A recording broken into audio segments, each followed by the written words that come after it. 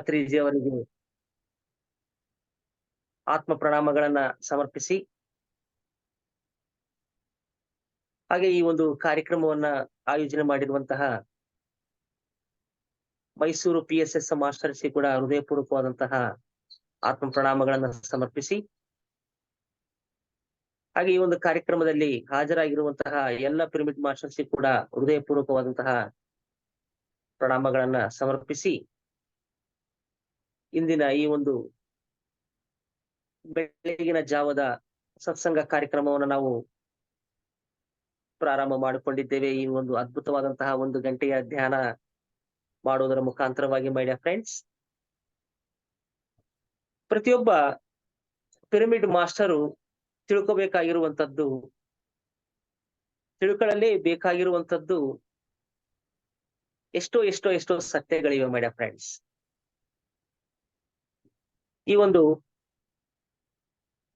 ಧ್ಯಾನ ಎನ್ನುವಂಥದ್ದು, ಆಧ್ಯಾತ್ಮಿಕತೆ ಎನ್ನುವಂಥದ್ದು ಬಹಳ ವಿಶಾಲವಾಗಿರ್ತಕ್ಕಂಥದ್ದು. ನಾವು ಎಷ್ಟು ತಿಳ್ಕೊಂಡ್ರು ಕೂಡ ತಿಳ್ಕೊಳ್ಳೋದು ಮತ್ತೆ ಸಾಗರದಷ್ಟು, ಸಮುದ್ರದಷ್ಟು ಇದ್ದೇ ಇರುತ್ತೆ ಮೈ ಡಿಯರ್ ಫ್ರೆಂಡ್ಸ್. ಬೇಕಾದ್ರೆ ನೀವು ಅಬ್ಸರ್ವೇಷನ್ ಮಾಡಿ, ಈಗಾಗಲೇ ಈ ಒಂದು PSSM ಮೈಸೂರಿಂದ ಎಷ್ಟೋ ಜನ ಮಾಸ್ಟರ್ಸ್ ನೀವು ಕರೆಸಿಕೊಂಡು ಎಷ್ಟೋ ಸತ್ಸಂಗಗಳನ್ನ ಮಾಡ್ತಾ ಇದ್ದೀರಿ. ಒಬ್ಬೊಬ್ಬ ಮಾಸ್ಟರ್ ಒಂದೊಂದು ವಿಶೇಷ ರೀತಿಯಲ್ಲಿ, ವಿಶಿಷ್ಟ ರೀತಿಯಲ್ಲಿ ತಮ್ಮದೇ ಆದಂತಹ ಒಂದು ಜ್ಞಾನವನ್ನ ತಮ್ಮ ಮುಂದೆ ಹಂಚ್ತಾ ಹೋಗ್ತಾ ಇದ್ದಾರೆ. ಈ ಒಂದು ಜ್ಞಾನಕ್ಕೆ ಒಂದು ಕೊನೆ ಇಲ್ಲ, ಒಂದು ನೆಲೆ ಇಲ್ಲ, ನಿರಂತರವಾಗಿ ಅದು ಸಾಗ್ತಾ ಇರುತ್ತೆ ಮೈ ಡಿಯರ್ ಫ್ರೆಂಡ್ಸ್.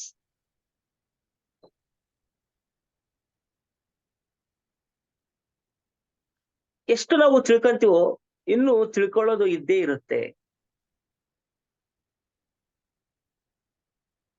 ಆದ್ರೂ ಸಹ ನಾವು ತಿಳ್ಕೊಳ್ಳುವುದನ್ನ ನಿಲ್ಲಿಸಬಾರದು. ಈಗಾಗಲೇ ನಾವು ಎಷ್ಟೋ ತಿಳ್ಕೊಂಡಿದ್ದೀವಿ. ತಿಳ್ಕೊಂಡಿದ್ದು ಕೇವಲ ಒಂದು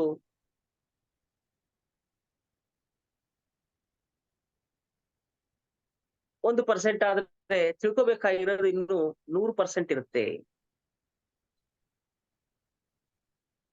ಒಂದು ಮಾತನ್ನ ಹೇಳ್ತಾರೆ, ಸಾಧಿಸಿದ್ದು ಬಹಳಷ್ಟು, ಸಾಧಿಸಬೇಕಾಗಿರುವುದು ಇನ್ನೂ ಬಹಳಷ್ಟು ಅಂತ. ಈಗಾಗಲೇ ನಾನು 22 ವರ್ಷದಿಂದ ಧ್ಯಾನ ಮಾಡ್ತಾ ಇದ್ದೀನಿ ಅಂದ್ರೆ ಸಾಧಿಸಿದ್ದು ಬಹಳಷ್ಟು, ಓಕೆ. ಮತ್ತೆ ಇನ್ನೂ ಸಾಧಿಸಬೇಕಾಗಿರೋದು ಇನ್ನೂ ಬಹಳಷ್ಟಿದೆ. ಯಾಕೆ ಈ ಮಾತನ್ನ ನಾವು ನಮಗೆ ನಾವೇ ತಿಳ್ಕೊಬೇಕು ಅಂತಂದ್ರೆ, ನಾವು 22 ವರ್ಷದಿಂದ ಧ್ಯಾನ ಮಾಡ್ತಾ ಇದೀವಿ, ಸ್ವಾಧ್ಯಾಯ ಮಾಡ್ತಾ ಇದೀವಿ, ಎಲ್ಲರಿಗೂ ಧ್ಯಾನ ಜ್ಞಾನ ಬೋಧನೆ ಮಾಡ್ತಾ ಇರ್ತೀವಿ ಅಂತಂದ್ರೆ ಅದು ಆಶಾಮಾಷ ಕೆಲಸ ಏನು ಅಲ್ಲ, ಆಶಾಸ್ಪದ ಕೆಲಸವೇನಲ್ಲ. ಅದು ಸಾಧಿಸಿದ್ದು ಬಹಳಷ್ಟೇ. ಹಾಗಂತೇಳಿ ಮತ್ತೆ ನಾವು ಇನ್ನು ಎಷ್ಟೆಲ್ಲ ಸಾಧನೆ ಮಾಡ್ಬಿಟ್ಟಿವಿ, ಇಷ್ಟೆಲ್ಲ ಧ್ಯಾನ ಪ್ರಚಾರ ಮಾಡ್ಬಿಟ್ಟಿವಿ ಅಂತೇಳಿ ಅಲ್ಲೇ ನಾವು ನಿಲ್ಬಾರ್ದು. ಸಾಧಿಸಿದ್ದು ಬಹಳಷ್ಟೇ, ಆದ್ರೆ ಆ ಸಾಧಿಸಿದ್ದು ಬಹಳಷ್ಟು ಅನ್ನುವಂಥದ್ದು ನಮಗೆ ನಾವೇ, ನಮ್ಮಲ್ಲಿ ಆತ್ಮವಿಶ್ವಾಸನ ಮೂಡಿಸ್ಕೊಳ್ಳೋದಕ್ಕೆ ನಮಗೆ ನಾವೇ ಅನ್ಕೋಬೇಕು.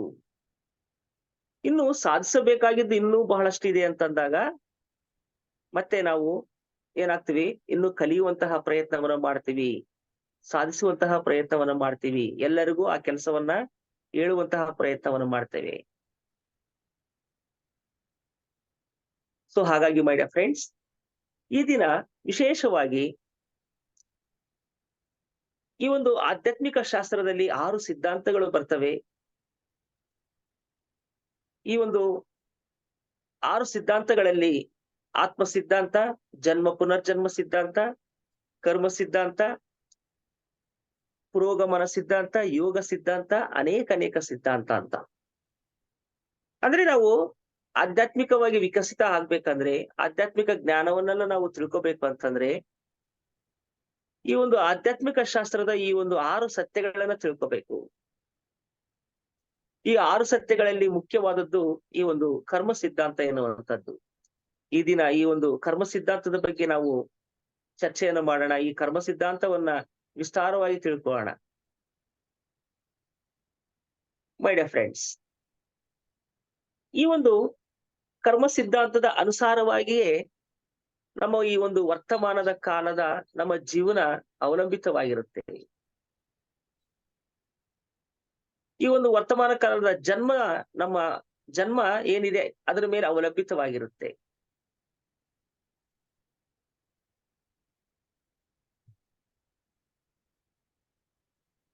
ಕರ್ಮಾನುಸಾರಿ ಮತ್ತು ಜನ್ಮಾನುಸಾರಿ ನಮ್ಮ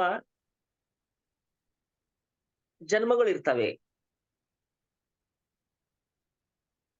ನಾವು ಎಷ್ಟು ಜನ್ಮಗಳನ್ನ ತಗಂತೀವಿ ಸಂಪೂರ್ಣವಾಗಿ ಒಬ್ಬ ಬುದ್ಧನ ಸ್ಥಿತಿಯನ್ನ ಸೇರೋದಕ್ಕೆ ಅಂತಂದ್ರೆ 350ರಿಂದ 400 ಜನ್ಮಗಳನ್ನ ತಗಂತೀವಿ. ಪ್ರತಿ ಜನ್ಮದಲ್ಲೂ ನಾವು ಕರ್ಮಗಳನ್ನ ಮಾಡ್ತಾ ಇರ್ತೇವೆ. ಆ ಕರ್ಮದ ಫಲಿತವಾಗಿಯೇ ಮತ್ತೆ ನಮ್ಗೆ ಜನ್ಮಗಳನ್ನ ತಗಂತ ಇರ್ತೀವಿ. ಆ ಜನ್ಮದಲ್ಲಿ ಮಾಡಿರ್ತಕ್ಕಂಥ ಕರ್ಮ ಫಲಿತಗಳಿಂದಲೇ ಮತ್ತೆ ನಾವು ಇನ್ನೊಂದು ಜನ್ಮ, ಇನ್ನೊಂದು ಜನ್ಮ, ಇನ್ನೊಂದು ಜನ್ಮ ಹೀಗೆ ಸುಮಾರು 350ರಿಂದ 400 ಜನ್ಮಗಳನ್ನ ತೆಗೆದುಕೊಳ್ತೇವೆ ಮೈ ಡಿಯರ್ ಫ್ರೆಂಡ್ಸ್.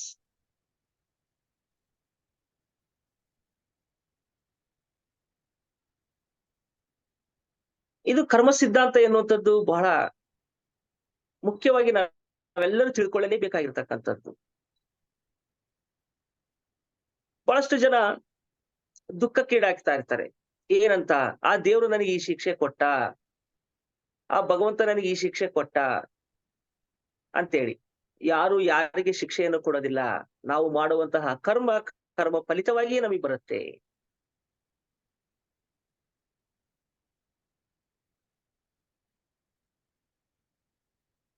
ನಮ್ಮ ವಾಸ್ತವಕ್ಕೆ ನಾವೇ ಸೃಷ್ಟಿಕರ್ತರು, ಸ್ಥಿತಿಕರ್ತರು, ಲಯಕರ್ತರು. ಯಾವುದ್ರ ಮೇಲೆ? ನಾವು ಮಾಡುವಂತಹ ಕರ್ಮದ ಮೇಲೆ. ನಾವು ಮಾಡುವಂತಹ ಕರ್ಮದ ಮೇಲೆ ನಾವು ಸೃಷ್ಟಿಕರ್ತರು, ನಾವು ಮಾಡುವಂತಹ ಕರ್ಮದ ಮೇಲೆ ಸ್ಥಿತಿಕರ್ತರು, ನಾವು ಮಾಡುವಂತಹ ಕರ್ಮದ ಮೇಲೆ ಲಯಕರ್ತರು ಮೈ ಡಿಯರ್ ಫ್ರೆಂಡ್ಸ್. ಸೊ ಒಟ್ಟಾರೆಯಾಗಿ ಈ ಒಂದು ಕರ್ಮ ಸಿದ್ಧಾಂತದ ಮೇಲೆ ನಮ್ಮ ಜೀವನ ಅವಲಂಬಿತವಾಗಿರುತ್ತೆ.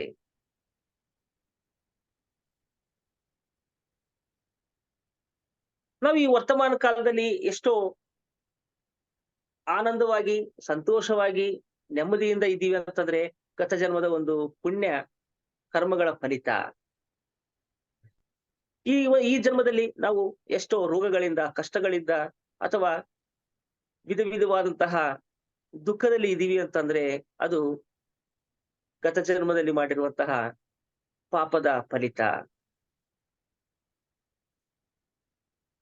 ಅಂದ್ರೆ ಪ್ರತಿಯೊಂದು ಕರ್ಮ ಸಿದ್ಧಾಂತದ ಮೇಲೆ ಅವಲಂಬಿತವಾಗಿರುತ್ತೆ ಈ ಒಂದು ಮಾನವನ ಜನ್ಮ. ಈ ಒಬ್ಬ ಆಧ್ಯಾತ್ಮಿಕ ಜ್ಞಾನಿ ಆಗಿರ್ತಕ್ಕಂಥವನು ಈ ಒಂದು ಕರ್ಮ ಸಿದ್ಧಾಂತದ ಆಧಾರದ ಮೇಲೆ ಅವನು ಅದ್ಭುತವಾಗಿ ವಿರಾಜಿಸ್ತಾನೆ. ಈ ಒಂದು ಕರ್ಮ ಸಿದ್ಧಾಂತವನ್ನ ತಿಳಿಲಾರದಂತಹ ವ್ಯಕ್ತಿಗಳು, ಅಂದ್ರೆ ಈ ಒಂದು ಆಧ್ಯಾತ್ಮಿಕ ಶಾಸ್ತ್ರವನ್ನ ತಿಳಿಲಾರದಂತಹ ವ್ಯಕ್ತಿಗಳು ಅಜ್ಞಾನಿಗಳಾಗಿ ವಿರಾಜಿಸ್ತಾ ಇರ್ತಾರೆ ಅಷ್ಟೇ. ಸೊ ಮೈ ಡಿಯರ್ ಫ್ರೆಂಡ್ಸ್, ಈ ಒಂದು ಕರ್ಮ ಸಿದ್ಧಾಂತ ಈ ಸೃಷ್ಟಿಯಲ್ಲಿರುವಂತಹ ಪ್ರತಿಯೊಂದು ಜೀವಿಗಳ ಮೇಲೆ ಈ ಒಂದು ಕರ್ಮ ಸಿದ್ಧಾಂತವನ್ನ ಪ್ರತಿಪಾದಿಸುತ್ತೆ. ಹೇಗಾದ್ರೆ ನಾವು ಈ ಭೂಮಿಯಲ್ಲಿ ವಾಸ ಮಾಡ್ತಾ ಇದ್ದೀವಿ, ಅದು ಭಾರತ ದೇಶದಲ್ಲಿ ವಾಸ ಮಾಡ್ತಾ ಇದ್ದೀವಿ. ಈ ಭಾರತ ದೇಶದಲ್ಲಿ ವಾಸ ಮಾಡ್ಬೇಕಾದ್ರೆ ನಮ್ಮದೇ ಆದಂತಹ ಒಂದು ನಾವು ಸಂವಿಧಾನವನ್ನ, ಕಾನೂನು ಕಟ್ಟಳೆಗಳನ್ನ ಯಾವ ರೀತಿ ರಚನೆ ಮಾಡ್ಕೊಂಡಿದೀವೋ ಅದೇ ರೀತಿ ಈ ಸೃಷ್ಟಿ ಯಾವ ರೀತಿ ನಡಿಬೇಕು, ಈ ಸೃಷ್ಟಿಯಲ್ಲಿರುವಂತಹ ಕೋಟ್ಯಾನು ಕೋಟಿ ಲೋಕಗಳು, ಕೋಟ್ಯಾನು ಕೋಟಿ ಜೀವಿಗಳು ಯಾವ ರೀತಿ ನಡಿಬೇಕು ಅನ್ನುವಂಥದ್ದನ್ನ ನಡೆಸದೆ ಈ ಒಂದು ಕರ್ಮ ಸಿದ್ಧಾಂತ. ಯಾವ ರೀತಿ ಆದ್ರೆ ನಮ್ಮ ಭಾರತ ಸರ್ಕಾರ ಸಂವಿಧಾನದ ಅಡಿಯಲ್ಲಿ ಅಥವಾ ಕಾನೂನು ಕಟ್ಟಳೆಗಳ ಒಂದು ನಿಯಮಾನುಸಾರ ಸರ್ಕಾರ ನಡೆಸ್ತಾ ಇದೀವೋ, ಅದೇ ರೀತಿ ನಾವು ಜೀವಿಸ್ತಾ ಇದೀವೋ, ಅದೇ ರೀತಿ ಇಡೀ ಸೃಷ್ಟಿಯನ್ನ ನಡೆಸ್ತಕ್ಕಂಥದ್ದು, ಸೃಷ್ಟಿಯನ್ನ ಅದ್ಭುತವಾಗಿ ಮುನ್ನಡೆಸುವಂತದ್ದು ಈ ಒಂದು ಕರ್ಮ ಸಿದ್ಧಾಂತ ಎನ್ನುವಂಥದ್ದು.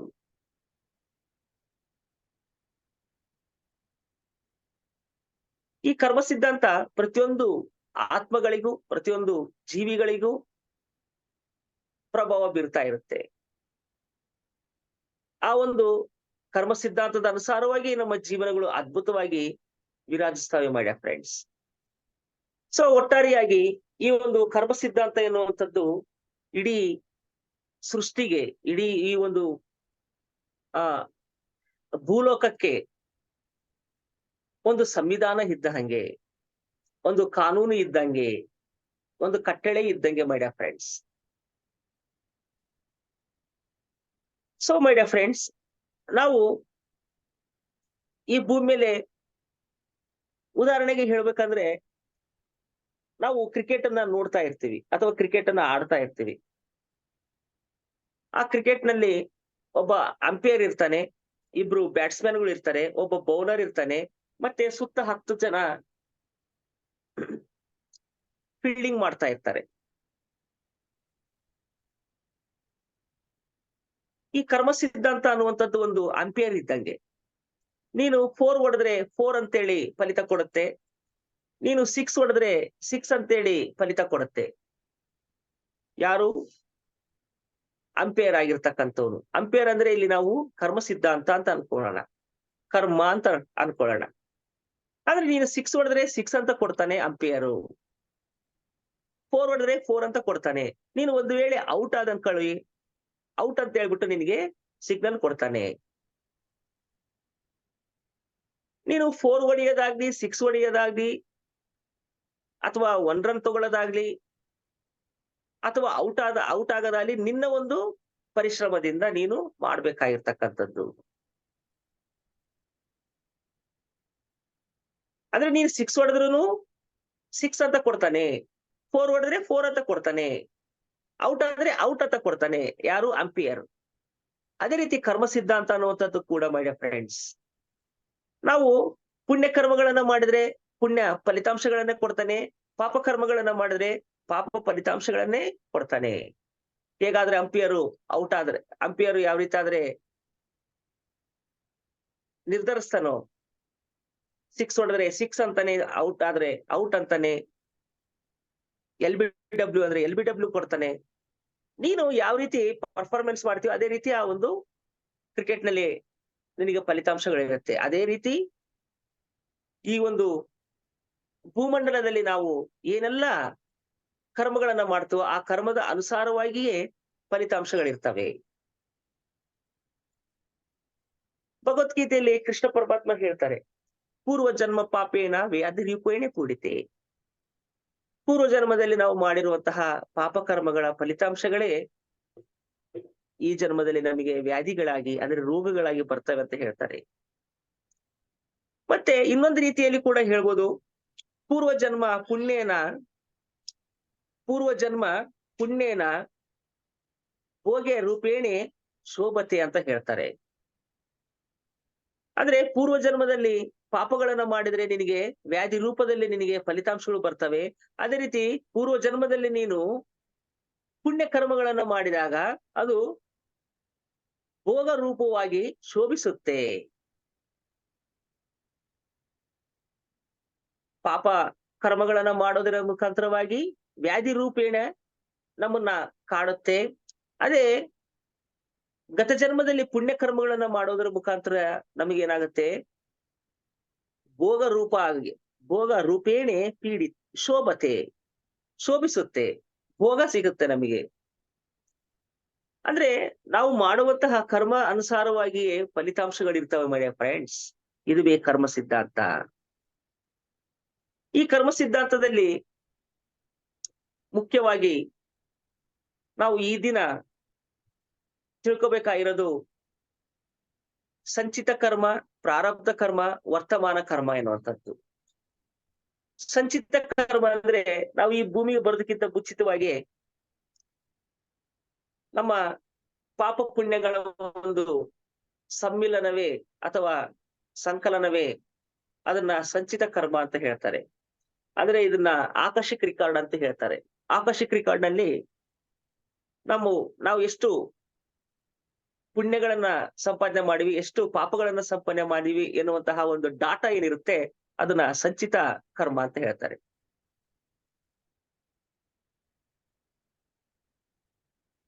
ಸಂಚಿತ ಅಂದ್ರೆ ಆಲ್ರೆಡಿ ಕೂಡಿರ್ತಕ್ಕಂಥದ್ದು.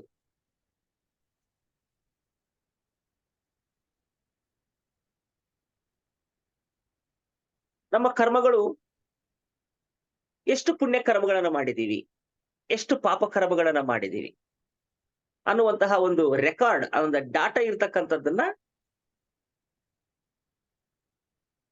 ಸಂಚಿತ ಕರ್ಮ ಅಂತ ಹೇಳ್ತಾರೆ. ಇನ್ನು ಪ್ರಾರಬ್ಧ ಕರ್ಮ.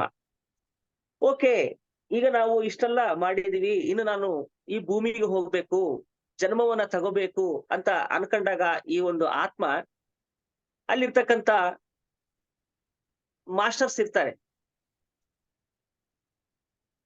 ದೇವಾನುದೇವತೆಗಳು ಇರ್ತಾರೆ. ನಾವು ಅಂತೀವಲ್ಲ, ಯಮಧರ್ಮರಾಜ, ಚಿತ್ರಗುಪ್ತ, ಇವರೆಲ್ಲ ಇರ್ತಾರೆ. ನೋಡಪ್ಪ, ನೀನು ಜನ್ಮ ತಗಂತೀಯಾ, ಓಕೆ, ಹಾಗಾದ್ರೆ ನೀನು ಈ ಒಂದು ಸಂಚಿತ ಕರ್ಮಾನುಸಾರವಾಗಿ ಎಷ್ಟೋ ಪಾಪ ಕರ್ಮಗಳನ್ನ ಮಾಡಿದೀಯಾ, ಮತ್ತೆ ಎಷ್ಟೋ ಪುಣ್ಯ ಕರ್ಮಗಳನ್ನು ಕೂಡ ಮಾಡಿದೀಯಾ. ಈ ಒಂದು ಪಾಪ ಕರ್ಮಗಳನ್ನ ತಗೊಳ್ಳೋದ್ರ ಮುಖಾಂತರವಾಗಿ ನೀನು ಸ್ವಲ್ಪ ನಿನ್ನ ಕರ್ಮವನ್ನ ಕಡಿಮೆ ಮಾಡ್ಕೋಬೇಕು. ಪುಣ್ಯ ಕರ್ಮಗಳನ್ನ ಮಾಡೋದ್ರ ಮುಖಾಂತರವಾಗಿ ನಿನ್ನ ಪುಣ್ಯವನ್ನ ಜಾಸ್ತಿ ಮಾಡ್ಕೋಬೇಕು. ಹಾಗಾದ್ರೆ ನೀನು ಜನ್ಮ ತಗೋಬೇಕಾದ್ರೆ ಕೆಲವೊಂದು ಪಾಪ ಕರ್ಮಗಳನ್ನ ನಾನು ಅನುಭವಿಸ್ಲೇಬೇಕು ಅಂತ ಹೇಳ್ಬಿಟ್ಟು ಕೆಲವೊಂದು ಅಂಶಗಳನ್ನ ನೀನು ಅವುಗಳನ್ನ ಖಚಿತವಾಗಿ ಅವುಗಳನ್ನ ನಾನು ಅನುಭವಿಸ್ಲೇಬೇಕು ಅಂತ ಹೇಳ್ಬಿಟ್ಟು ತಗೊಂಡ್ ಬರ್ತೀಯ ಕೆಲವೊಂದು ಪಾಪಗಳನ್ನ. ಅದೇ ರೀತಿ ಪುಣ್ಯಗಳನ್ನು ಕೂಡ ತಗೊಂಡ್ಬರ್ತೀಯ. ಓಹೋ, ನಾನು ಪುಣ್ಯವನ್ನ ಮಾಡಿದೀನಿ, ಕೆಲವೊಂದು ಭೋಗಗಳ ರೂಪದಲ್ಲಿ ನಾನು ಆ ಒಂದು ಪುಣ್ಯಗಳನ್ನ ಅನುಭವಿಸ್ತೀನಿ ಅಂತ ಹೇಳ್ಬಿಟ್ಟು ಆ ಪುಣ್ಯವನ್ನು ಕೂಡ ನೀನು ತಗೊಂಡ್ ಬರ್ತೀಯ. ಪಾಪಗಳನ್ನ ಮತ್ತೆ ಪುಣ್ಯಗಳನ್ನ, ಈ ಎರಡೂ ವಿಷಯಗಳನ್ನ, ಈ ಎರಡನ್ನ ಅನುಭವಿಸೋದಕ್ಕಾಗಿನೇ ಅದನ್ನ ಸರಿಯಾಗಿ ಪ್ಲಾನ್ ಮಾಡಿಕೊಂಡು ಮತ್ತೆ ಈ ಭೂಮಿ ಮೇಲೆ ಇರ್ತಕ್ಕಂಥ ತಂದೆ ತಾಯಿಯನ್ನ ಮತ್ತೆ ಒಂದು ಕುಟುಂಬವನ್ನ ನಾವೇ ಸ್ವತಃ ಆಯ್ಕೆ ಮಾಡಿಕೊಂಡು ನಮ್ಮ ತಂದೆ ತಾಯಿಯ ಒಂದು ಗರ್ಭದಲ್ಲಿ ನಾವು ಧರಿಸ್ತೀವಿ, ತಂದೆ ತಾಯಿ ಗರ್ಭದಲ್ಲಿ ಬರ್ತೀವಿ. ನಾವು ಬಂದಾಗ ಏನಾಗುತ್ತೆ, ನಮ್ಮ ಒಂದು ಸಂಚಿತ ಕರ್ಮದಲ್ಲಿ ನಾವು ಏನು ಆಯ್ಕೆ ಮಾಡ್ಕೊಂಡು ಬಂದಿರ್ತಕ್ಕಂಥ ಆ ಒಂದು ಪ್ರಾರಬ್ಧ ಕರ್ಮ, ಆ ಪ್ರಾರಬ್ಧ ಕರ್ಮದಲ್ಲಿ ಕೆಲವೊಂದು ಪುಣ್ಯ ಕರ್ಮಗಳನ್ನ, ಕೆಲವೊಂದು ಪಾಪ ಕರ್ಮಗಳನ್ನ ಅನುಸಾರವಾಗಿ ಈ ಒಂದು ಜನ್ಮವನ್ನ ನಾವು ತೆಗೆದುಕೊಳ್ತೇವೆ. ನಾವು ಅವುಗಳನ್ನ ಅನುಭವಿಸ್ಲೇಬೇಕಂತೇಳಿ ತಗೊಳ್ತೀವಿ. ಪುಣ್ಯ ಕರ್ಮಗಳನ್ನ ಭೋಗಗಳಾಗಿ ಅನುಭವಿಸ್ತೀವಿ, ಪಾಪ ಕರ್ಮಗಳನ್ನ ಕಷ್ಟಗಳಾಗಿ ಅನುಭವಿಸ್ತೀವಿ, ಸಮಸ್ಯೆಗಳಾಗಿ ಅನುಭವಿಸ್ತೀವಿ, ದುಃಖವನ್ನ ಅನುಭವಿಸ್ತೀವಿ, ರೋಗಗಳನ್ನ ಅನುಭವಿಸ್ತೀವಿ, ಪಾಪ ಕರ್ಮಗಳನ್ನ ತೆಗೆದುಕೊಳ್ಳೋದ್ರ ಮುಖಾಂತರವಾಗಿ. ಮತ್ತೆ ಪುಣ್ಯ ಕರ್ಮಗಳನ್ನ ತೆಗೆದುಕೊಂಡಾಗ ಒಳ್ಳೆ ಭೋಗವನ್ನ ತೆಗೆದುಕೊಳ್ತೀವಿ, ಆನಂದವನ್ನ ಅನುಭವಿಸ್ತೀವಿ. ಸೊ ಒಟ್ಟಾರೆಯಾಗಿ ಆ ಒಂದು ಪಾಪ ಪುಣ್ಯ ಸಮ್ಮಿಲನವಾಗಿರ್ತಕ್ಕಂಥದ್ದೇ ಈ ಒಂದು ಪ್ರಾರಬ್ಧ ಕರ್ಮ. ಸೊ ಈಗ ನಾವು ಈ ಭೂಮಿಗೆ ಬರ್ತೀವಿ, ಬಂದಾಗ ನಮ್ಮ ಜೀವನ ಹೆಂಗಿರುತ್ತೆ ಅಂದ್ರೆ ನಾವು ಪ್ರಾರಬ್ಧ ಕರ್ಮದ ಅನುಸಾರವಾಗಿಯೇ ಇರ್ತತೆ. ಯಾಕಂದ್ರೆ ನಾವು ಆಯ್ಕೆ ಮಾಡ್ಕೊಂಡ್ ಬಂದಿದೀವಿ ಕೆಲವೊಂದು ಪುಣ್ಯ ಕರ್ಮಗಳನ್ನ, ಕೆಲವೊಂದು ಪಾಪ ಕರ್ಮಗಳನ್ನ ಅನುಭವಿಸ್ಬೇಕಂದ್ರೆ ನಾವು ಸ್ವತಃ ಆಯ್ಕೆ ಮಾಡ್ಕೊಂಡು ಬಂದಿದೀವಿ. ಸೊ ಮೈ ಡಿಯರ್ ಫ್ರೆಂಡ್ಸ್, ಈ ಜನ್ಮದಲ್ಲಿ ಈ ಒಂದು ನಾವು ಯಾವ ರೀತಿ ಇದೀವಿ ಅಂತಂದ್ರೆ ನಮ್ಮ ಈ ಒಂದು ಪ್ರಾರಬ್ಧ ಕರ್ಮನ ಅನುಸಾರವಾಗಿರ್ತೀವಿ. ನೋಡಿ, ಕೆಲವರು ಹುಟ್ಟಿದ ಕೂಡಲೇ ಕುರುಡರಾಗಿ ಹುಟ್ಟಿರ್ತಾರೆ. ಅಂದ್ರೆ ಅವನು ಪಾಪ ಕರ್ಮದಲ್ಲಿ ನಾನು ಹುಟ್ಟಿದ ಕೂಡಲೇ ನಾನು ಕುರುಡನಾಗಿ ಹುಟ್ಟಬೇಕು ಅಂತ ಹೇಳ್ಬಿಟ್ಟು ಅವನು ಆ ರೀತಿ ಡಿಸೈಡ್ ಮಾಡ್ಕೊಂಡ್ ಬಂದಿರ್ತಾನೆ. ಅವನು ಹಂಗಾಗಿ ಹುಟ್ಟಿದ ಕೂಡಲೇ ಕುರುಡನಾಗ್ತಾನೆ. ಅಥವಾ ಕೆಲವು ದಿನಗಳಾದ್ಮೇಲೆ ಅಥವಾ ಕೆಲವೊಂದು ವರ್ಷಗಳಾದ್ಮೇಲೆ ಆ ಬೆಳಿತಾ ಸಂದರ್ಭದಲ್ಲಿ ಅವನಿಗೆ ಏನೋ ಒಂದು ಆಕ್ಸಿಡೆಂಟ್ ಆಗ್ಬೇಕಂತ ಬರ್ಕೊಂಡ್ ಬಂದಿರ್ತಾರೆ, ಆವಾಗ ಒಂದು ಕಾಲು ಹೋಗುತ್ತೆ. ಅಂದ್ರೆ ನೀನು ಏನು ಆ ಒಂದು ಪ್ರಾರಬ್ಧ ಕರ್ಮವನ್ನ ನೀನು ಅನುಭವಿಸ್ಲೇಬೇಕು ಅಂತ ಏನು ಅನ್ಕೊಂಡ್ ಬಂದಿರ್ತೀವಿ, ಅದೇ ರೀತಿ ಆಗುತ್ತೆ. ನೀನು ಕರ್ಮಗಳನ್ನ ತೊಳ್ಕೊಳ್ಳೋದಕ್ಕಾಗಿನೇ ಆ ಒಂದು ಸಂಘಟನೆಗಳು ಆ ಒಂದು ಘಟನೆಗಳು ನಡೆಸುತ್ತೆ ಪ್ರಕೃತಿ ಯಾವಾಗ್ಲೂ. ಮತ್ತೆ ಪುಣ್ಯಗಳನ್ನ ಅನುಭವಿಸೋದಕ್ಕಾಗಿನೇ ಮತ್ತೆ ನಿನಗೆ ಒಳ್ಳೊಳ್ಳೆ ಅವಕಾಶಗಳು ಕೂಡ ಈ ಒಂದು ಪ್ರಕೃತಿ ನಿನಗೆ ಕೊಡ್ತಾ ಇರ್ತತೆ. ಸೊ ಒಟ್ಟಾರೆಯಾಗಿ ಮೈ ಡಿಯರ್ ಫ್ರೆಂಡ್ಸ್, ನಮ್ಮ ಈ ಒಂದು ವರ್ತಮಾನ ಕಾಲದ ಜೀವನ ಅಂದ್ರೆ ಈ ಜನ್ಮ, ನಾವು ಎಷ್ಟು ದುಃಖದಲ್ಲಿ ಇದೀವಿ ಅನ್ನೋದಕ್ಕೆ ನಾವು ಮಾಡಿರುವಂತಹ ಗತ ಜನ್ಮದ ಆ ಒಂದು ಸಂಚಿತ ಪ್ರಾರಬ್ಧ ಕರ್ಮದನ್ನ ನಾವು ತೆಗೆದುಕೊಂಡಾಗ ಬಂದಂತ ಒಂದು ಪ್ರಾರಬ್ಧ ಕರ್ಮದಲ್ಲಿ ತೆಗೆದುಕೊಂಡು ಆಯ್ಕೆ ಮಾಡಿಕೊಂಡು ಬಂದಿರತಕ್ಕಂತ ಆ ಒಂದು ಆ ಆ ಪಾಪದ ಫಲಿತವಾಗಿ ನಮಗೆ ದುಃಖ ಇರುತ್ತೆ. ಪಾಪ ಕರ್ಮಗಳನ್ನ ಅನುಭವಿಸ್ಬೇಕಂತೇಳಿ ನಾವು ಅನ್ಕೊಂಡ್ ಬಂದಿರ್ತವಲ್ಲ, ಅದರ ಒಂದು ಫಲಿತವಾಗಿ ನಮಗೆ ದುಃಖ ಇರುತ್ತೆ. ಅದೇ ರೀತಿ ನಮಗೆ ಇವತ್ತು ಭೋಗ ಐತಂತಂದ್ರೆ ನಾವು ಮಾಡಿರುವಂತಹ ಪುಣ್ಯ ಕರ್ಮಗಳ ಒಂದು ಫಲಿತವಾಗಿ ನಮಗೆ ಭೋಗ ಇರುತ್ತೆ. ಇದು ಯಾರಿಗೆ ಅವರೇ ಪರೀಕ್ಷೆ ಮಾಡ್ಕೋಬೇಕು. ಓಹೋ, ಇದು ನಾನು ನನ್ನ ಒಂದು ಪ್ರಾರಬ್ಧ ಕರ್ಮದಲ್ಲಿ ಎಷ್ಟು ಪುಣ್ಯಗಳನ್ನ ತೆಗೆದುಕೊಂಡಿದ್ದೀನಿ, ಎಷ್ಟು ಪಾಪಗಳನ್ನ ತೆಗೆದುಕೊಂಡಿದ್ದೀನಿ ಅನ್ನುವಂಥದ್ದು ನಿಮಗೆ ನೀವೇ ಅರ್ಥೈಸ್ಕೊಳ್ಬೇಕು ಮೈ ಡಿಯರ್ ಫ್ರೆಂಡ್ಸ್. ಇದು ಯಾರು ಅರ್ಥ ಮಾಡಿಸ್ಲಾರರು ಮೈ ಡಿಯರ್ ಫ್ರೆಂಡ್ಸ್. ನಿಮ್ಮ ಹೋಮ್ವರ್ಕ್ ಅನ್ನ ನೀವೇ ಮಾಡ್ಬೇಕಾಗತ್ತೆ. ನಿಮಗೆ ಒಂದು ಸೂಕ್ಷ್ಮವಾದಂತ ಕೆಲವೊಂದು ವಿಚಾರಗಳು ಹೇಳಬಲ್ಲಿವಿ ಅಷ್ಟೇ, ಇದು ಹೀಗಿರುತ್ತೆ ಅಂತ. ಅಂದ್ರೆ ಮೈ ಡಿಯರ್ ಫ್ರೆಂಡ್ಸ್, ನಾವು ಎಷ್ಟು ಭೋಗದಿಂದ, ವೈಭೋಗದಿಂದ, ಆನಂದದಿಂದ, ಸಂತೋಷದಿಂದ ಇರ್ತೀವಂತಂದ್ರೆ ಅಷ್ಟು ನಾವು ಪುಣ್ಯಗಳನ್ನ ಮಾಡಿದೀವಿ ಅಂತ ಅರ್ಥ. ಈ ಜನ್ಮದಲ್ಲಿ ಎಷ್ಟು ಆನಂದವಾಗಿ, ಸಂತೋಷವಾಗಿ, ನೆಮ್ಮದಿಯಿಂದ ಭೋಗವಾಗಿದ್ದೀವಿಯಪ್ಪ ಅಂದ್ರೆ ನಾವು ಗತ ಜನ್ಮದಲ್ಲಿ ಎಷ್ಟೋ ಪುಣ್ಯದ ಫಲಿತವಾಗಿ ನಾವು ಈಗಿದ್ದೀವಿ ಅಂತ ತಿಳ್ಕೊಬೇಕು. ಒಂದು ವೇಳೆ ನಮಗೆ ಕಷ್ಟ ಇತ್ತು, ನಷ್ಟ ಇತ್ತು, ದುಃಖ ಐತೆ ಅಥವಾ ಇನ್ನೊಂದು ಇದಿದೆಪ್ಪ ಅಂತಂದ್ರೆ ಅದು ಏನು, ನಾವು ಮಾಡಿರುವಂತಹ ಗತ ಜನ್ಮದ ಒಂದು ಪಾಪ ಕರ್ಮಗಳ ಫಲಿತ ಅಂತ ಅನ್ಕೋಬೇಕಷ್ಟೆ. ಇವು ಎರಡನ್ನ ನಾವು ಟ್ಯಾಲಿ ಮಾಡ್ಬೇಕು. ಅವಾಗ ಗೊತ್ತಾಗತ್ತೆ, ಓಹೋ ನಾನು ಪುಣ್ಯಗಳನ್ನ ಎಷ್ಟು ಸಂಪಾದನೆ ಮಾಡಿದೀನಿ, ಪಾಪಗಳನ್ನ ಎಷ್ಟು ಸಂಪಾದನೆ ಮಾಡಿನಂತ ನಮ್ಮ ಜೀವನದ, ನಮ್ಮ ಒಂದು ಈ ಒಂದು ವರ್ತಮಾನ ಕಾಲ ಜೀವನದ ಒಂದು ಆ ಜೀವನವೇ ನಮಗೆ ತಿಳಿಸುತ್ತೆ. ಸೊ ಒಟ್ಟಾರೆಯಾಗಿ ಈ ಒಂದು ಪ್ರಾರಬ್ಧ ಕರ್ಮವನ್ನ ಎಲ್ಲರೂ ಅನುಭವಿಸ್ಲೇಬೇಕಾಗತ್ತೆ, ಪ್ರತಿಯೊಂದು ಆತ್ಮವೂ ಅನುಭವಿಸ್ಲೇಬೇಕಾಗತ್ತೆ ಮೈ ಡಿಯರ್ ಫ್ರೆಂಡ್ಸ್. ಈ ಒಂದು ಪ್ರಾರಬ್ಧ ಕರ್ಮವನ್ನ ಅನುಭವಿಸ್ತಾ ಮತ್ತೆ ವರ್ತಮಾನ ಕರ್ಮಗಳನ್ನು ನಾವು ಮಾಡ್ತಾ ಇರ್ತೀವಿ. ಅಂದ್ರೆ ಇದನ್ನ ಏನಂತಾರೆ, ಆಗಾಮಿ ಕರ್ಮ ಅಂತ ಹೇಳ್ತಾರೆ.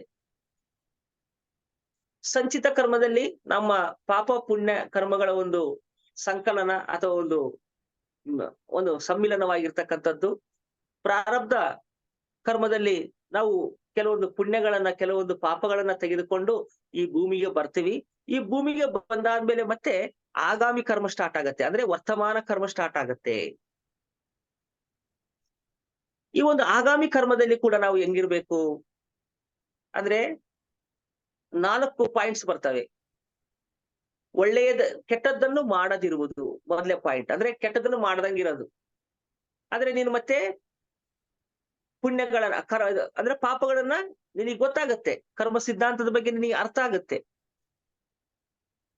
ನಮ್ಮ PSS ಮಾಸ್ಟರ್ಗಳಿಂದನೋ ಅಥವಾ ಇನ್ನೊಬ್ಬ ಮಾಸ್ಟರ್ಗಳಿಂದನೋ ನಿನಗೆ ಏನಾಗುತ್ತೆ, ಕರ್ಮ ಸಿದ್ಧಾಂತದ ನಿನಗೆ ಅರ್ಥ ಆಗುತ್ತೆ ಈ ಜನ್ಮದಲ್ಲಿ. ಈಗ ಈ ಒಂದು ಜೂಮ್ ಅಲ್ಲಿ ಇರ್ತಕ್ಕಂಥ ಮಾಸ್ಟರ್ಸ್ ಎಲ್ಲರಿಗೆ ಈ ಕರ್ಮ ಸಿದ್ಧಾಂತದ ಬಗ್ಗೆ ಜ್ಞಾನ ಬಂದಾದ್ಮೇಲೆ ಈ ಒಂದು ವರ್ತಮಾನ ಕರ್ಮ, ಈಗ ವರ್ತಮಾನ ಜನ್ಮದಲ್ಲಿ ಇದೀವಿ ನಾವು, ಈ ಜನ್ಮದಲ್ಲಿ ಹೆಂಗಿರ್ಬೇಕು ಈಗ ಆಗೋಯ್ತು.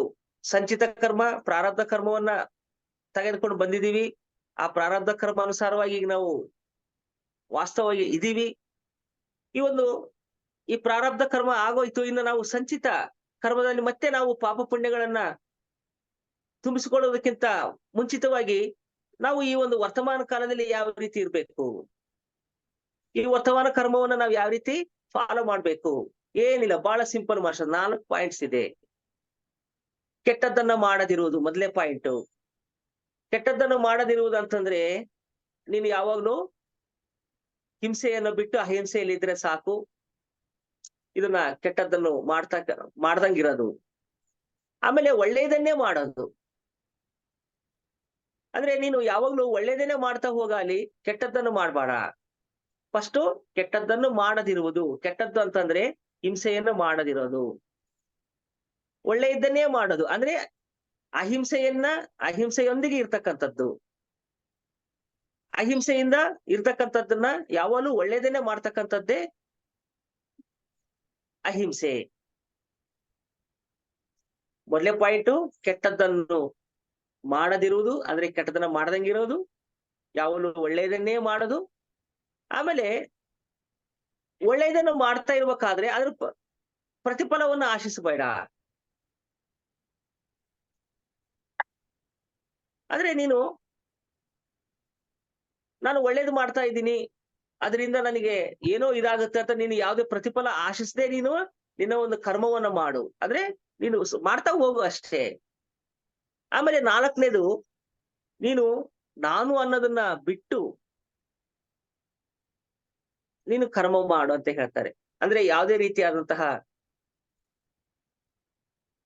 ಅಹಂಕಾರ ಇಲ್ಲದಂತೆ ನಿಸ್ವಾರ್ಥದಿಂದ, ಸೇವಾ ದೃಕ್ಪಥದಿಂದ, ದೈವತ್ವದೊಂದಿಗೆ ನೀನು ಕರ್ಮಗಳನ್ನ ಮಾಡು ಅಂತ ಹೇಳ್ತಾರೆ. So my dear friends, pyramid ಮಾಸ್ಟರ್ಗಳಾಗಿರ್ತಕ್ಕಂಥ ನಾವೆಲ್ಲರೂ ಮೋಕ್ಷ ಕರ್ಮಗಳನ್ನ ಮಾಡ್ತಾ ಇದ್ದೇವೆ. ಮೋಕ್ಷ ಕರ್ಮಗಳಂತಂದ್ರೆ ಏನು? ನಾವು ಮುಕ್ತಿಯನ್ನು ಹೊಂದೋದಕ್ಕೆ ಮಾಡುವಂತಹ ಕರ್ಮಗಳು. ಆ ಕರ್ಮಗಳು ಯಾವ್ಯಾವಪ್ಪ ಅಂದ್ರೆ ಧ್ಯಾನ, ಸ್ವಾಧ್ಯಾಯ, ಸಜ್ಜನ ಸಾಂಗತ್ಯ ಮತ್ತೆ ಧ್ಯಾನ ಜ್ಞಾನ ಪ್ರಚಾರ. ಈ ಪಿರಮಿಡ್ ಮಾಸ್ಟರು ಎಷ್ಟೋ ಜನ್ಮದಲ್ಲಿ ಎಷ್ಟೋ ಪುಣ್ಯಗಳನ್ನ ಮಾಡಿರೋದಕ್ಕಾಗಿನೇ ಈ ಜನ್ಮದಲ್ಲಿ ಧ್ಯಾನ ಎನ್ನುವಂತಹ ಒಂದು ಅದ್ಭುತವಾದಂತಹ ಈ ಒಂದು ಆಧ್ಯಾತ್ಮಿಕ ಶಾಸ್ತ್ರ ಎನ್ನುವಂತಹದ್ದು, ಈ ಒಂದು PSSM ಎನ್ನುವಂಥದ್ದು ನಮ್ಗೆಲ್ಲರಿಗೂ ಸಿಕ್ಕಿದೆ. ಇದರ ಅನುಸಾರವಾಗಿ ಈ ಒಂದು PSSM ಮಾಸ್ಟರ್ಗಳೆಲ್ಲರೂ ನಾವು ಏನ್ ಮಾಡ್ತಾ ಇದ್ದೇವೆ ಅಂದ್ರೆ ಮೋಕ್ಷ ಕರ್ಮಗಳನ್ನ ಮಾಡ್ತಾ ಇದ್ದೇವೆ. ಮೋಕ್ಷ ಕರ್ಮ ಅಂದ್ರೆ ಮುಕ್ತಿಯನ್ನು ಹೊಂದುವಂತಹ ಕರ್ಮಗಳು. ಮುಕ್ತಿಯನ್ನು ಹೊಂದುವಂತಹ ಕರ್ಮಗಳಂದ್ರೆ ಯಾವ್ಯಾವ ಬರ್ತವೆ? 4 ಪಾಯಿಂಟ್ಸ್ ಬರ್ತವೆ. ಧ್ಯಾನ, ಸ್ವಾಧ್ಯಾಯ, ಸಜ್ಜನ ಸಾಂಗತ್ಯ ಮತ್ತೆ ಧ್ಯಾನ ಪ್ರಚಾರ ಮಾಡಿದ ಫ್ರೆಂಡ್ಸ್. ಪಿರಮಿಡ್ ಮಾಸ್ಟರ್ಗಳಾಗಿರ್ತಕ್ಕಂಥ ನಾವೆಲ್ಲರೂ ಈ ಒಂದು ಮೋಕ್ಷ ಕರ್ಮಗಳಲ್ಲಿದ್ದೀವಿ.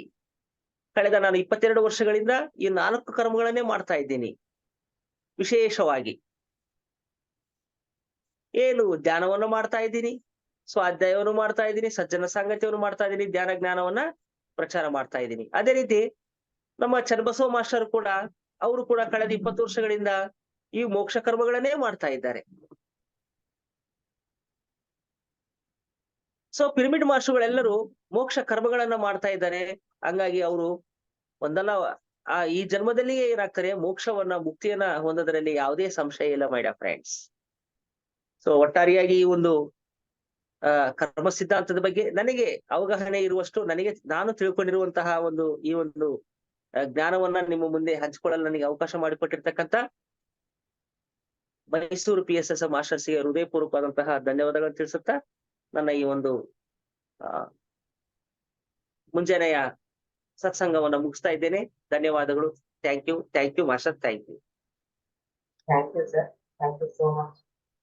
ಚೆನ್ನಾಗಿ ಈಸಿಯಾಗಿ ನಮ್ಗೆ ಅರ್ಥ ಆಗೋದು ಕರ್ಮ ಸಿದ್ಧಾಂತ ಅಂತ ಏನಂತ ತಿಳಿಸ್ಕೊಟ್ರೆ, ಇದನ್ನ ಪಾಲನೆ ಮಾಡೋದು ಎಲ್ಲರಿಗೂ ಸೇರಿರುವಂಥದ್ದು master. Thank you so much sir. Master, ನಿಮ್ಗೆ ಏನಾದ್ರು ಡೌಟ್ಸ್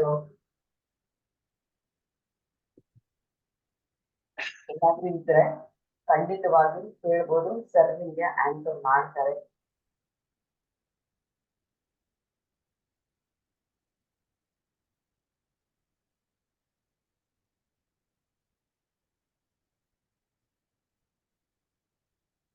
ಸರ್, ನನ್ನ ವಿಡಿಯೋ ವರ್ಕ್ ಆಗ್ತಿಲ್ಲ. ಅದ್ಭುತವಾದ ಕಾನ್ಸೆಪ್ಟ್, ಚಿಕ್ಕ ವಿಷಯಗಳ ಒಂದೊಂದು ಪದನೂ ಕೂಡ ಎಷ್ಟು ಅರ್ಥ ಇದೆ ಇದರಲ್ಲಿ. ವಿಡಿಯೋ ಆನ್ ಮಾಡ್ಕೊಳ್ಳಿ ಮಾಸ್ಟರ್ಸ್, ದಯವಿಟ್ಟು.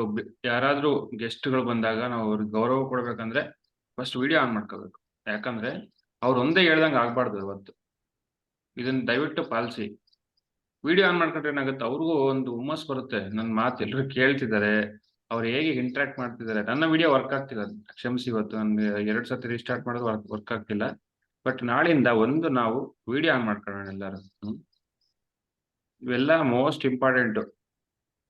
ಒಂದೊಂದು ಇಲ್ಲಿ ಎಷ್ಟು ಹೇಳಿದಾರಲ್ಲ ಮಾಸ್ಟರು, ಎಲ್ಲಾನು ತುಂಬಾ ಇಂಪಾರ್ಟೆಂಟ್. ಯಾಕಂದ್ರೆ ನೋಡಿ, ಹೇಳಿದ್ರಲ್ವಾ ನಿಮಗೆ, ಒಂದು ಆತ್ಮ 400 ಜನ್ಮ ತಗೊಳತ್ತೆ ಮೋಕ್ಷ ಹೊಂದಕ್ಕೆ. ಯಾಕೆ ತಗೊಳತ್ತಂದ್ರೆ ಅಜ್ಞಾನ ಪ್ಲಸ್ ಕರ್ಮ. ಅಜ್ಞಾನ ಬಂದಷ್ಟು ಕರ್ಮ ಆಡ್ ಆಗ್ತಾ ಇರುತ್ತೆ. ಹಾಗಾಗಿ ಥ್ಯಾಂಕ್ ಯು ಮಾಸ್ಟರ್. ನನ್ನ ವಿಡಿಯೋ ವರ್ಕ್ ಆಗ್ತಿಲ್ಲ, ಎಲ್ಲ ಕೇಳಿಸ್ಕೊಂತಾ ಇದ್ದಾರೆ ನಾನು. ಅದೇನೋ ಗೊತ್ತಿಲ್ಲ, ಲ್ಯಾಪ್ಟಾಪ್ ಏನಾಗಿದೆ. ನಿಮ್ಮ ಮುಖ ನೋಡಕ್ಕೆ ನಮಗೆ ಭಾಗ್ಯ ಇಲ್ಲ ಅನ್ಕಂತೀವಿ ನಾವು ಅಷ್ಟೇ. ವಿಡಿಯೋ ಕಾಲ್ ಮಾಡ್ತೀನಿ ಮಾಸ್ಟರ್ ನಿನಗೆ. ಎಸ್ ಮಾಸ್ಟರ್ಸ್, ಕೇಳಿ, ಪ್ರಶ್ನೆ ಕೇಳಿ.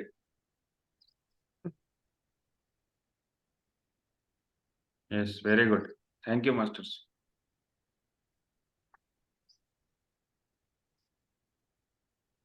ಮಾಸ್ಟರ್ಸ್, ನಿಮ್ಗೆ ಏನಾದ್ರು ಡೌಟ್ ಅವ್ರು ಹೇಳಿದ ವಿಷಯದಲ್ಲಿ ಇನ್ನೂ ಕ್ಲಾರಿಟಿ ಬೇಕಂದ್ರೆ ಅನ್ಮ್ಯೂಟ್ ಮಾಡ್ಕೊಂಡು ಮಾತಾಡಿ. ಸರ್ ಇದ್ದಾರೆ, ನಿಮ್ಮ ಆನ್ಸರ್ ಮಾಡ್ತಾರೆ. ನಿಮ್ಮ ಕ್ವಶನ್ಗಳನ್ನೆಲ್ಲ ಇಲ್ಲಿ ಕ್ಲಾರಿಫೈ ಮಾಡ್ತಾರೆ.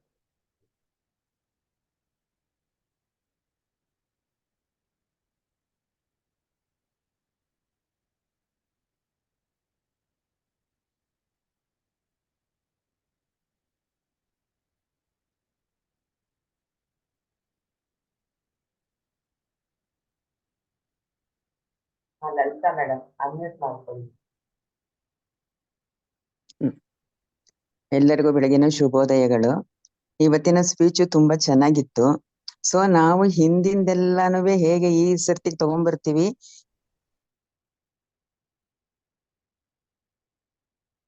ಅನ್ಮ್ಯೂಟ್ ಆಗಿದೆ ಮೇಡಮ್, ಮ್ಯೂಟ್ ಆಗಿದೆ, ಅನ್ಮ್ಯೂಟ್ ಮಾಡ್ಕೊ. ಎಲ್ಲರಿಗೂ ಶುಭೋದಯ. ಇವತ್ತಿನ ಸ್ಪೀಚ್ ತುಂಬಾ ಚೆನ್ನಾಗಿತ್ತು. ಹಿಂದಿನ ಜನ್ಮದ್ದೆಲ್ಲ ನಾವು ಈ ಸರ್ತಿಗೆ ಹೇಗೆ ಅದನ್ನ ಕ್ಯಾರಿ ಓವರ್ ಮಾಡ್ತೀವಿ, ಇವಾಗ ಅದನ್ನ ಹೇಗೆ ರೆಕ್ಟಿಫೈ ಮಾಡ್ಕೊಳ್ಬಹುದು ಅಂತನ್ಬಿಟ್ಟು ತುಂಬಾ ಚೆನ್ನಾಗಿ ಹೇಳಿದ್ರು. ತುಂಬಾ ಇಂಪ್ರೆಸಿವ್ ಆಗಿತ್ತು ಸರ್. ನಾವು ಅದನ್ನ ಫಾಲೋ ಮಾಡ್ಕೊಂಡು ಹೋಗ್ತೀವಿ. ಎಲ್ಲ ಅನುಸರಿಸ್ಕೊಂಡು ಆ ಕರ್ಮದ್ದೆಲ್ಲ ಈ ಸರ್ತಿ ದಗ್ಧ ಮಾಡ್ಕೊಳ್ತಾ ಹೋಗ್ತೀವಿ. ತುಂಬಾ thank you sir. Thank you very Thank you, much for your beautiful speech. Thank you, sir. madam. Thank you.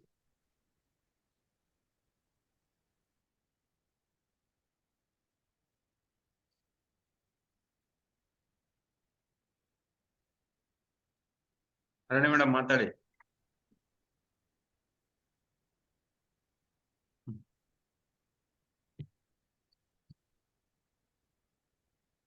Arani madam ಮಾತಾಡಿ. ಎಲ್ಲರಿಗೂ ನನ್ನ ನಮಸ್ಕಾರಗಳು. ತುಂಬಾ ಚೆನ್ನಾಗಿತ್ತು ಸರ್ ನಿಮ್ಮ ಟಾಪಿಕ್. ನಮ್ಮ ಕರ್ಮನ ನಾವು ಯಾವ ರೀತಿ ಕ್ಯಾರಿ ಮಾಡ್ಕೋತಾ ಇರ್ತೀವಿ ಅನ್ನೋದು ಈಗ ಅರ್ಥ ಆಯ್ತು. ತುಂಬಾ ಧನ್ಯವಾದಗಳು ಸರ್. ತುಂಬಾ ಚೆನ್ನಾಗಿ ಮಾಡ್ತೀರಾ classes. Thank you. Thank you so much sir.